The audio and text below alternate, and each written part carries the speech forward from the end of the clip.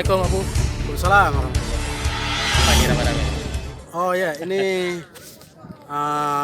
puncak daripada kesabaran masyarakat terhadap harta agama, tanah wakaf Masjid Asy-Syuhada Bilang Lampanah. je. Karena belum ada pembayaran sampai saat ini.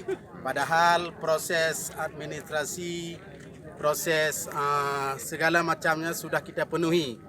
Tapi dari pihak yang bertanggung jawab untuk membayar ganti rugi tanah wakaf yang kena jalan tol ini belum ada kejelasan, belum jelas sampai saat ini.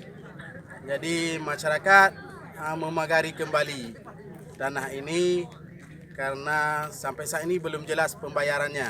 Jadi sementara punya masyarakat sudah dibayar semua. Ini ada bukti ya Bu, tanah wakaf Ya, ini ada bukti tanah wakaf Masjid Asy-Syuhada Lampanah. Berapa luas Abu? Luas yang di sini sekitar 4.112 meter. Karena ada 3 titik yang kena jalan tol, keseluruhan sekitar 7.000 meter lebih. Jadi tuntutannya apa nih Abu? Segera dibayar? Tuntutan masyarakat agar segera dibayar kembali, agar diganti rugi kembali tanah wakaf yang telah kena jalan tol ini. Baik, terima kasih Abu.